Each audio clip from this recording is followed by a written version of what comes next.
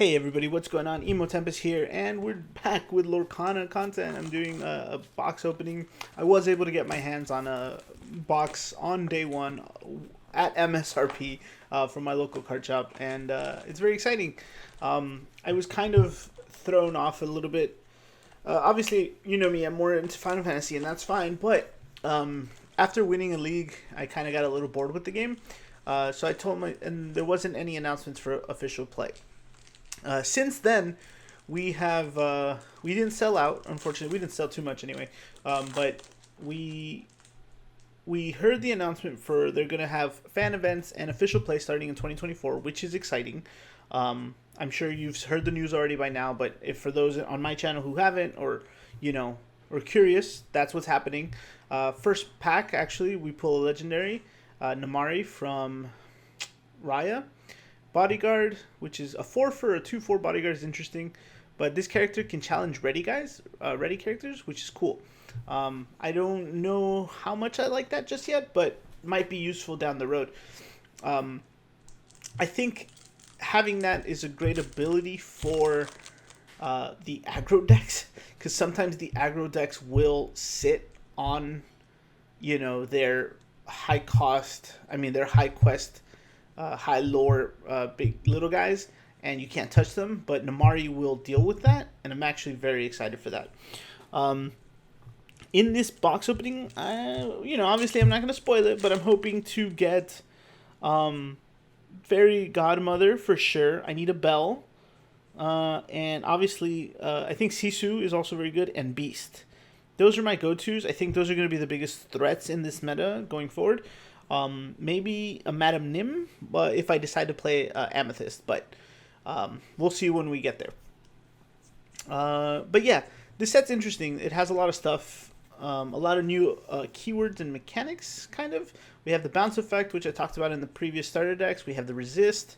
A lot of things give challenger. A lot of we have reasons to break items now, like Judy Hopps here. I hate what they did to the art, honestly. Nicholas Wilde doesn't look too bad, but Chief Buffalo Butt is also kind of messed up, kind of janky. But while we're on the subject too, why don't you guys tell me if you have a minute, drop it in the comments. What is one of the cards you're really looking forward to in this set? I'd love to hear your thoughts.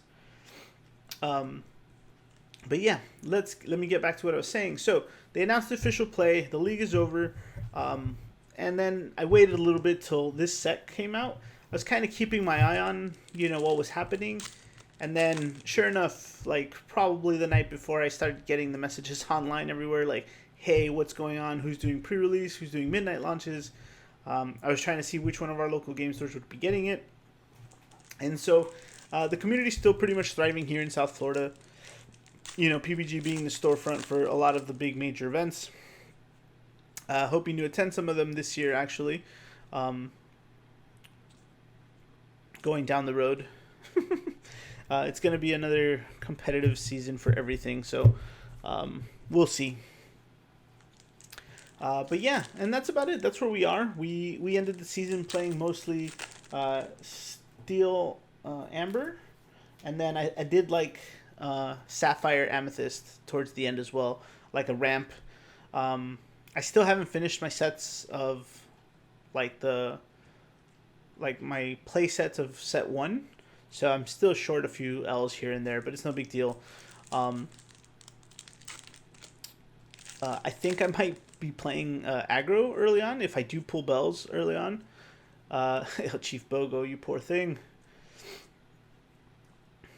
Yeah, I don't know. I'm a big Zootopia fan, so seeing them draw them out like that is a little weak sauce. And look, we completed the first, the inserts, Minnie Mouse. I love those. Those are actually one of my favorite things about these packs. They get those little fun. I guess you can use them for tokens or anything really, but keep them on display. In the binders, I have every set. I plan on having every set divided into as a binder, 4 ofs. Hey, we got Snow White. That's not bad. That's a decent one. Oh, and Fairy Godmother in the same pack. What are the odds? Let's go. Look at these pulls, boys and girls. Um, yeah. So I'll read them later. Actually, I can read you Fairy Godmother right now. So, Fairy Godmother, when this character quests, your characters gain Challenger +3, and when this character is banished in a challenge, return this card to your hand. This turn, they get +3 while challenging, and then she can shift on 2 for this. So, it's, I don't know if it's like better than Facilier, Dr. Facilier, but it definitely feels a lot better than it. We have stuff like Rafiki and a lot of those new Merlin and Madame Nim cards that just like, they're small and they have a lot of power, but if you add +3 Challenger to them and go back to your hand, oh, and a Bell right after that. Look at that. Yes. Oh, yeah. I'm pretty sure we're going to be playing what is it? Emerald Aggro for a little bit. That's seems really good. I'll be looking for a few more bells. That's already what, 4 L's or all? That's 5 L's. I'll be lucky if I get anything else in this box. But yeah, so I spoke too soon. I know this isn't an L, but this Cinderella is totes Smilotes. Shift on 5, damage to resist 3 lore, 5/5. I can live with that, and then more Namari. But yeah, so going back to Fairy Godmother, I think she's very strong. I think she has a lot of potential to kind of get mid-range decks in a really optimal position. The Challenger 3 is what I think is going to be the biggest thing. I expect Resist to be a key part in this meta. At least for the early on, it's going to be a troublesome. Steel decks, Steel X are going to be running rampant all over the meta. And I think Fairy Godmother is what's going to break that for you, right? Because a 5/5 right there. Let's go back to that. What is it, Cinderella or whatever? So 5/5 with resist 2, right? So you have to check her with 7. If you're lucky, right? Like most things don't have 7. So you're either going to have support or need something like Fairy Godmother. And we have the ability, like, she's not expensive, right? You can shift to this and then start checking early on from the beginning of the game. Fairy Godmother is going to be very important for when facing all the steel decks. That Cheshire Cat looks really good. We'll get into what he does in just, I can see it from here. He shifts 5, evasive, nothing much else, but he looks sick. I like that one. That one should be full art. But yeah, and I think just the power that Fairy Godmother goes into is ridiculous. The bell too, we didn't go over it because we were talking about the other thing. Shift on 3, which is crazy. 3 lore, 3/3.